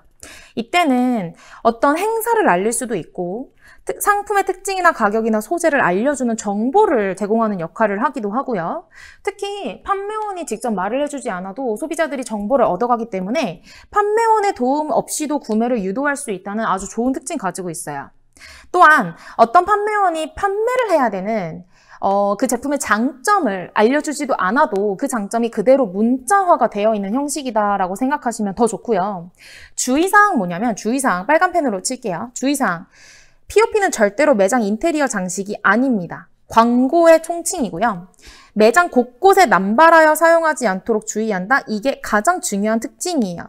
절대로 매장 곳곳에 남발하여 사용하지 않도록 주의한다. 오히려 이거는 인테리어에 혼란을 가중시킬 수 있기 때문에 적절한 시점에 적절한 장소에 적절한 수준의 정보를 제공할 수 있어야만 효과적인 POP 광고다라고 생각을 하실 수가 있어요. 이거 POP 광고 너무너무 중요하니까 여러분들이 꼭 기억해 주셔야 됩니다. 자, 여러분들 그리고 선생님이 아까 정신이 없어가지고 설명을 못 드리고 넘어간 부분이 있었어요. 32페이지로 우리 다시 돌아가 볼게요. 32페이지 가시면 선생님이 아까 전에 상품 구색에서 넓이, 길이, 깊이 설명드릴 때 오른쪽에 있는 제품 계열의 길이 확장 전략 이 부분을 건너뛰었거든요. 요거를 지금 설명을 드리고 가겠습니다. 이 부분에도 별표 2개 정도 쳐주시면 되고요. 가끔 잘 나오는 개념이어서 요거 꼭 보고 가셔야 돼요. 이제 첫 번째가 하향 확장 전략이다 나오고 두 번째가 상향 확장 전략, 그리고 세 번째가 쌍방향 확장 전략 이렇게 세 가지가 나오는데요. 세 가지 전부 다 개념 꼭 알아두셔야 됩니다. 그리고 선생님이 꼭 강조드리고 싶은 것은 이 친구들을 영어로 스키밍이라고 한다, 그리고 페네트레이션이라고 한다라는 것까지 알아주시면은 훨씬 더 좋으실 것 같아요. 시험의 난이도에 따라서 어떤 기출에서는 하향 확장 전략이라고 나오고 어떤 시험에서는 스키밍 가격 전략이라고 나오기도 하기 때문에 여러분들이 한국어 표현과 영문 표현을 꼭 둘 다 익혀주셔야 돼요. 자, 먼저 하향 확장 전략으로 가볼게요. 하향 확장 전략이라고 하면은 여러분들 하향, 아래쪽을 향해서 확장해 나가는 전략이다라고 생각을 해주시고 아래쪽을 향해서 나아가려면 우리가 애초에 어디 있어야 돼요? 위쪽에 있어야 되죠? 그래서 이거는 뭐냐면 제품 계열의 길이를 확장하는 데 있어서 이거는 결국에는 신제품을 출시한다라는 말이거든요. 신제품을 출시하는 데 있어서 초반에 고가격의 신제품을 출시했다가 시간이 흐른 뒤에 아래쪽으로 확장시키는 거예요. 저가격의 신제품을 출시하게 되면 이거를 하향 확장 전략이라고 합니다. 반대로 상향 확장 전략이라고 하려면은 원래 아래쪽에 있어야 우리가 위쪽으로 쭉 올라갈 수가 있잖아요. 그러니까 초기에 중저가 수준의 신제품을 내놓았다가 시간이 흐름에 따라서 고가격의 신제품을 내놓는 전략을 상향 확장 전략이라고 보실 수가 있어요. 위쪽으로 나아가는 확장 전략이라는 거죠. 그래서 하향 확장 전략은 스키밍, 상향 확장 전략은 penetration이라고 꼭 영문 표현까지 연결을 해주시고 세 번째 있는 쌍방향 확장 전략은 뭐냐면 쌍방향이니까 양방향으로 나간다라는 거잖아요. 그래서 초기에 중간을 뚫고 가는 거예요. 중간으로 들어가서 그 시장의 상황에 맞게 시장의 수요나 어떤 또 다른 외부적인 환경에 따라서 아래쪽으로 내려가든 위쪽으로 올라가든 그때 결정을 하겠다라는 전략이죠. 그래서 쌍방향 확장 전략은 초기에 중간 가격으로 들어가서 시간이 흘러서 시장 상황에 따라서 고가격으로 갈 수도 있고 저가격으로 갈 수도 있는 전략이다. 이렇게 기억을 해주시면 좋겠습니다. 자, 여기까지 하시면 우리 수업이 전부 다 이제 맞춰지게 되고요. 여러분들 잠시 일시정지 하시고 쭉 한번 보시면서 복습해 주시고 우리 유통관리사 시험에서는 이런 단어들 하나하나에 조금 익숙해지실 시간이 필요해서 선생님이 가장 추천드리는 공부 방법으로는 여러분들이 공책이든 A4 용지든 또는 이면지든 상관없이 한번 처음부터 끝까지 쭉 써보시면 그 시간은 오래 걸리시겠지만 절대로 후회하지 않으실 만큼 기억에 잘 남으실 거예요. 한 번 써서 기억에 안 남으시면 2번 쓰고 3번 쓰면 되는 거죠. 우리가 모든 공부를 할 때는 어떤 도끼, 어떤 내가 어떻게든 해내겠다라는 어떤 야망이나 열정을 꼭 가지고 있어야 그 공부 성공할 수 있어요. 그래서 여러분들도 꼭 그렇게 해주시고 그러면은 잠시 일시정지 하셨다가 연습 문제로 돌아가 보겠습니다. 그러면 연습 문제 시작해 볼게요. 요거 간단하게 하고 넘어갈 거예요. 자, 첫 번째 상품 구색. 소매점이 취급하는 상품 라인, 즉 카테고리의 수. 라인은 카테고리예요. 카테고리의 수를 뭐라고 합니까? 맞아요. 넓이라고 했었죠. 자, 그 다음에 하나의 카테고리가 가진 추가 품목의 수를 뭐라고 했냐면 동그라미 3번부터 갈게요. 하나의 제품 브랜드가 가진 추가 품목의 수, 추가 품목의 수라고 했으니까 이 친구가 바로 깊이가 되겠네요. 그리고 두 번째로 돌아가셔서 각 상품 계열 안에 있는 모든 브랜드의 수, 즉 폭 곱하기 깊이를 뭐라고 한다? 길이라고 한다 말씀드렸죠. 자, 오른쪽으로 넘어가셔서 제품 계열의 길이 확장 전략에서 스키밍 가격 전략이라도 부르고 초기에 고가격으로 들어갔다가 저가격으로 내려가는 전략은 아래쪽으로 내려가는 거니까 하향 확장 전략입니다. 자, 그 다음에 두 번째는 상향 확장 전략이 있었고요. 이 친구는 영어로 penetration 가격 전략이라고 부른대요. 자, 세 번째, 초기 중간 가격으로 들어갔다가 시장 상황에 따라서 달라지는 전략은 쌍방향 확장 전략이었죠. 자, 다시 왼쪽으로 돌아가셔서 지속적인 재고 통제가 가능한 재고의 최소 단위를 우리가 뭐라고 불렀어요? 스탁 키핑 유닛, 줄여서 SKU, 그냥 숙구라고 부르기도 해요. 의류로 예를 들면은 색상이라든지 사이즈라든지 스타일이 여기에 해당하게 되는 거겠고요. 경제적 주문량 모형 한번 꼭 읽어보시고 개념만 잡으시면 돼요. 재고품 단위 원가가 최소가 되는 1회당의 가장 싼 주문량이 얼마냐를 물어보는 모형입니다. 자, 4번 가시면은 어떤 특정 기준을 가지고 그룹핑하여 특정 그룹에 있는 것에 대해서 집중 관리하는 방식. 파레토 법칙이랑도 비슷한데 파레토 법칙은 20% 나누고 80% 나눠가지고 두 덩어리로만 나눴는데 우리 여기서는 세 덩어리로 나왔죠. A 덩어리, B 덩어리, C 덩어리 관리 방식 해서 A, B, C 관리 방식이 있었고요. 그 다음에 동그라미 5번 선생님이 너무너무 중요하다고 강조드린 내용이었는데 판매 시점 정보관리 시스템, 판매 시점에서 발생하는 모든 정보를 데이터로 기록하는 시스템 뭐라고 했었죠? POS, POS 시스템이다 라고 불렀었습니다. 판매 시점 정보관리 시스템. 자, 그리고 여기 있는 특징들 꼭 읽어보시고 여러분들 외워주셔야 되고요. 그 다음에 오른쪽으로 가시면은 이러한 POS 시스템에 사용되는 방식이 바코드 뿐만 아니라 QR도 있었는데 여기서는 바코드를 중점적으로 설명을 했습니다. 바코드는 총 13자리 숫자로 이루어져 있고 제조업자가 부착하는 경우에는 태어날 때부터 완전히 소스일 때부터 부착을 했으니까 소스 마킹이라고 부르면서 유통업자가 직접 자기 가게 안에서 부착하게 되면 인스토어 마킹이라고 부르게 됐었죠.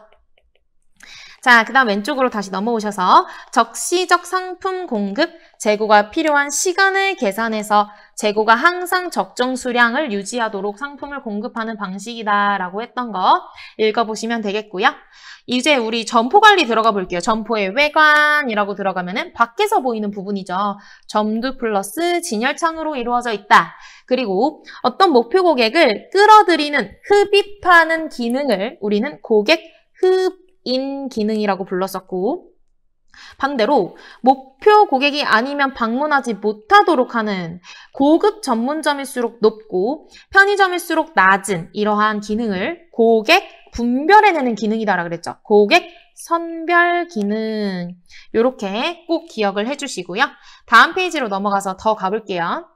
자, 상품이 진열된 공간과 이동 통로 및 매장 공간, 즉 고객한테 가장 가까운 공간을 뭐라고 합니까? 전방 시설. 우리 전방과 후방의 개념 되게 많이 등장해요. 그리고 고객의 눈에 딱 보이지 않는 창고나 주차장, 화장실, 휴게실 등의 매장 공간 이외의 공간을 뭐라고 하냐면 전방의 반대말 후방시설이라고 부르죠.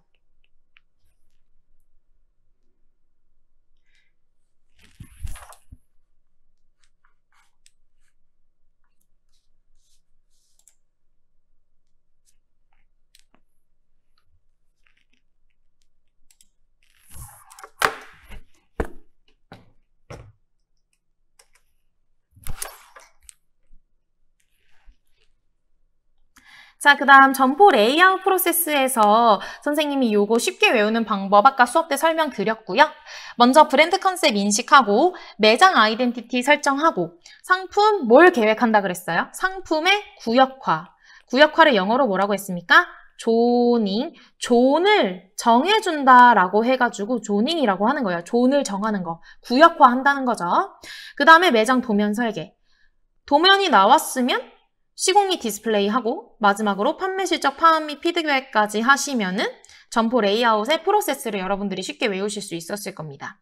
점포 레이아웃의 구역 분류에서는 선생님이 특성품 구역의 개념과 행선지 구역, 즉 목적 구매 구역의 개념까지 잘 잡아드렸고요. 꼭 기억해 주시고 특히 이 중에서 고객의 관심을 끌기 위해서 설치하는 원래 고객이 향하려던 곳은 아니지만 고객의 관심을 끌기 위해서 일부러 설치해 놓는 구역을 뭐라고 불렀었냐면 특성품 구역이라고 불렀었습니다. 자, 다음으로 점포 레이아웃의 유형 넘어가시면요. 요거는 키워드만 잡을게요. 요거 너무너무 중요하다고 말씀드렸고 꼭 구별해 주셔야 됩니다. 자, 첫 번째 보시면 직각 배치 있고요. 주통로 있고 보조통로 있고 그 다음에 효율적으로 가장 효율적으로 사용하는 방법 바로 격자형, 직각으로 배치하는 격자형 있었죠.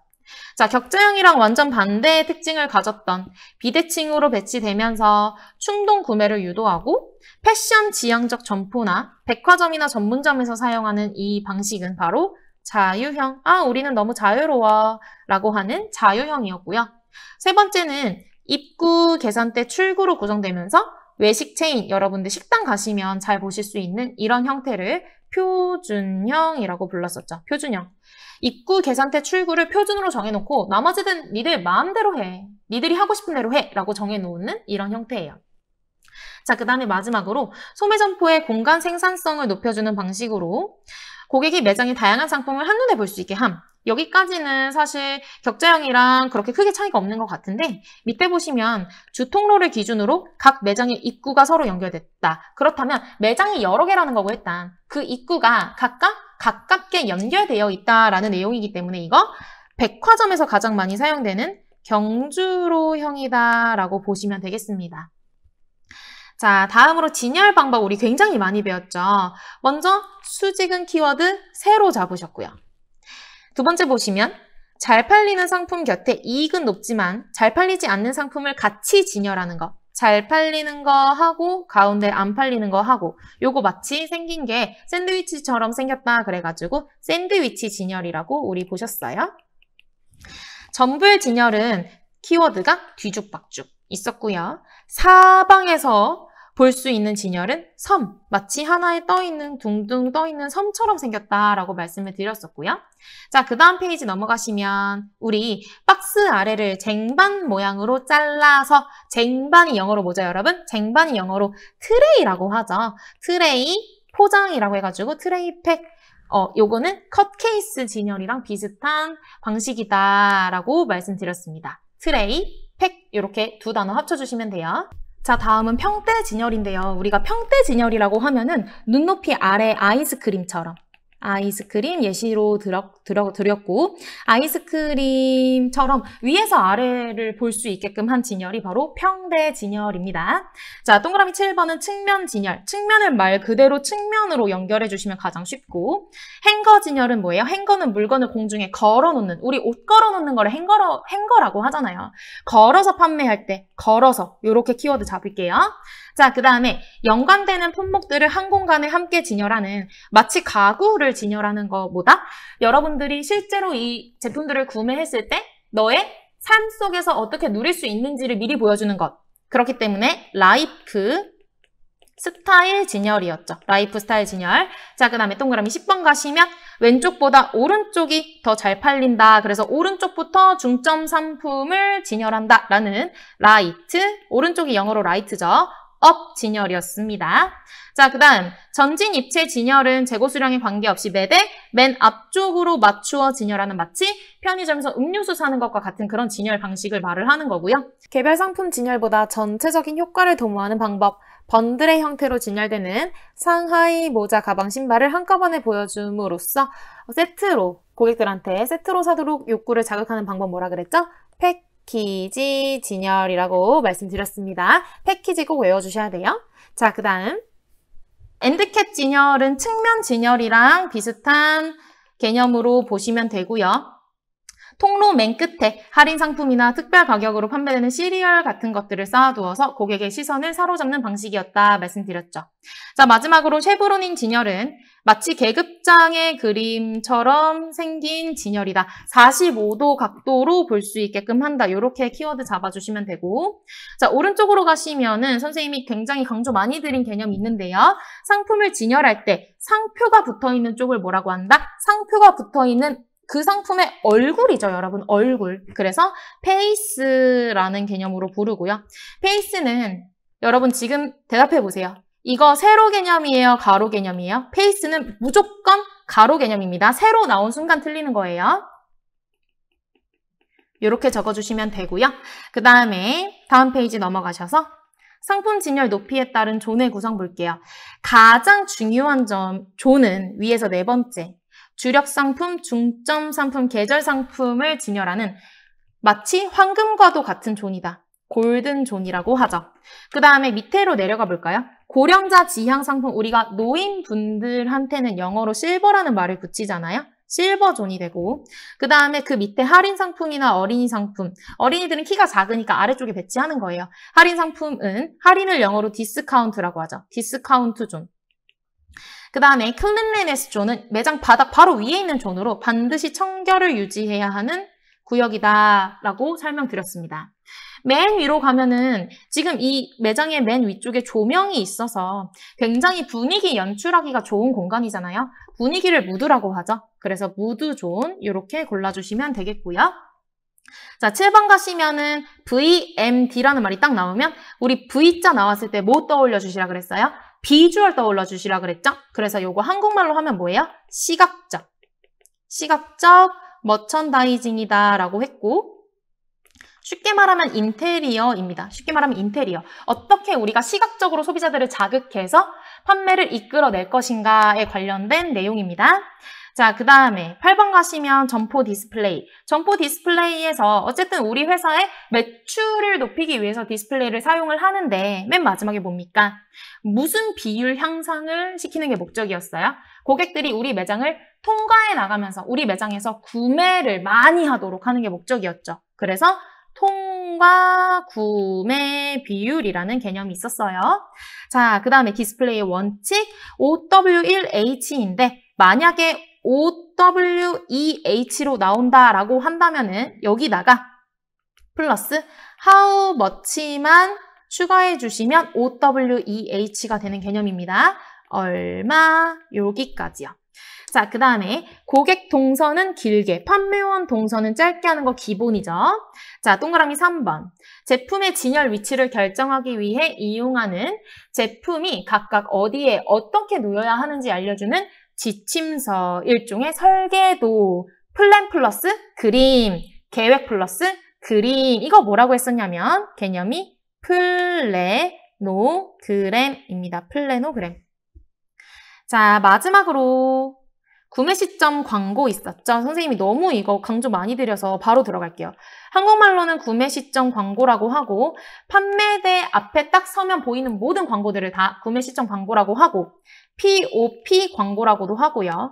왜 POP냐면 Point of Purchase, 구매의 시점이다라는 광고인 거예요. 충동 구매를 유도하기 위한 방법이고 정보도 주고요. 셀링 포인트를 문자나 그림으로 나타낸 것이고 중요한 점은 매장 인테리어 장식이 아니다. 그리고 한 가지 중요한 점 더 들어가죠. 절대 남발하지 않는다. 오히려 충동 구매 효과를 떨어뜨릴 수가 있다라는 설명입니다. 자, 그럼 여기까지 복습이 다 되셨으면 기출문제 아주 쉽게 푸실 수 있어요. 바로 넘어가 볼게요. 40페이지 가시면 1번부터 보시면 제품 계열의 길이 확장 전략에 대한 설명이다. 기억은 초기에는 고품질 고가격에서 나중에 저가의 신제품을 추가한대요. 위에서 아래로 내려가죠. 그러면 일단 기억에는 하향이 들어가야 되고 1번, 2번 중에 선택을 할 수가 있겠네요.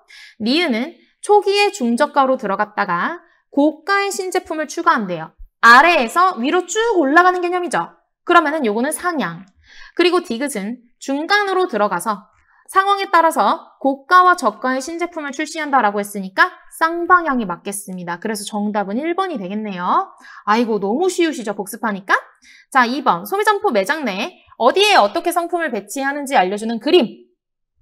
어디에 어떻게 상품을 배치해야 하는지 계획을 그림으로 나타낸 거 뭐죠? 바로 나오셔야죠.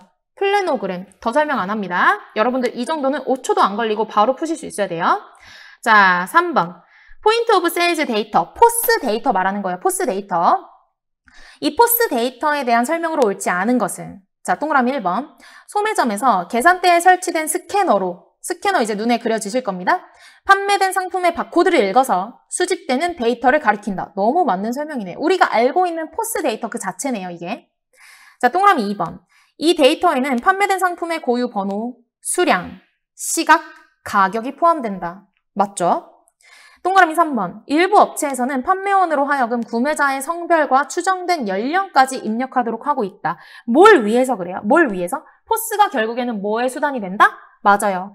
고객 관계 관리에도 이용이 되는 거죠. 우리 고객이 언제 어디서 어떤 제품 샀는지, 어떤 종류의 제품을 선호하는지까지 입력을 하게끔 하고 있어요. 동그라미 4번. 이 데이터를 분석함으로써 소매점은 여러 가지 유용한 정보를 얻을 수 있다. 당연히 맞는 설명이고 마지막 5번 보시면요. 바코드와 판매 시점 관리인 POS 시스템은 동일한 것으로 간주해도 된다라고 하는데 이게 틀린 설명이죠. 선생님이 설명 앞에서 드렸지만은 판매 시점 관리인 POS라는 이 개념 안에 사용되는 수단이 바코드가 있고 바코드뿐만 아니라 요즘엔 QR코드도 이용한다고 그랬고 여러 가지 앞으로 사회가 발전하면서 여기에 여러 가지 코드들이 들어가게 될 건데 바코드는 결론적으로 POS 시스템에서 사용되는 수단에 불과하지 바코드랑 포스가 동일하다라고 생각하면 안 되는 거죠. 자, 그 다음에 4번 갈게요. 점포 배치 중 격자형 레이아웃. 우리 격자라고 하면은 가장 효율적이고 직각으로 생겼고 요거 다 기억나실 겁니다. 자, 그럼 가볼게요. 동그라미 1번. 주 통로를 중심으로 여러 매장의 입구가 연결. 여기부터 바로 오답 나오네. 우리 이거 여러 매장의 입구가 연결돼 있다 그러면 키워드 뭘로 잡으셨어요? 경주로형이죠. 경주로형. 그래서 벌써 1번 정답 나왔고요. 나머지 2번, 3번, 4번, 5번은 전부 다 선생님이 앞에서 설명드린 내용이라서 한번 쭉 읽어보시면 됩니다. 가볍게 푸실 수 있는 문제였어요. 자, 마지막 5번 갈게요. 지속적인 재고 통제가 가능한 최소의 단위, 예를 들어 의류의 경우 색상, 사이즈 등이 고려된 수준을 의미하는 단어는 바로 나오죠? 정답 SKU, 스탁, 키핑, 유닛.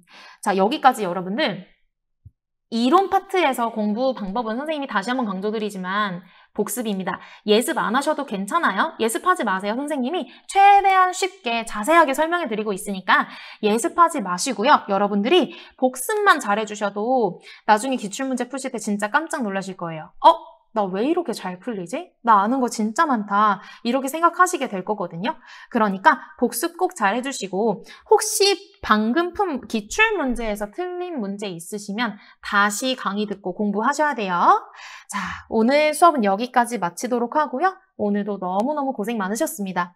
우리 이제 이론 강의 한 번 남았어요. 아쉽죠? 한 번 남았는데 사실 이론 강의보다는 여러분들 기출풀이 강의가 훨씬 더 빡세요. 훨씬 더 길고 빡셀 거니까 조금 긴장하시고 지금 공부하시는 거 다 머릿속에 넣고 기출 들어오셔야 됩니다. 선생님이 멀리서나마 여러분들 너무 많이 응원하고요. 오늘도 행복한 하루 보내시고 조금 더 열공하시는 하루 되길 바랄게요. 그러면 다음 시간에 뵙도록 하겠습니다.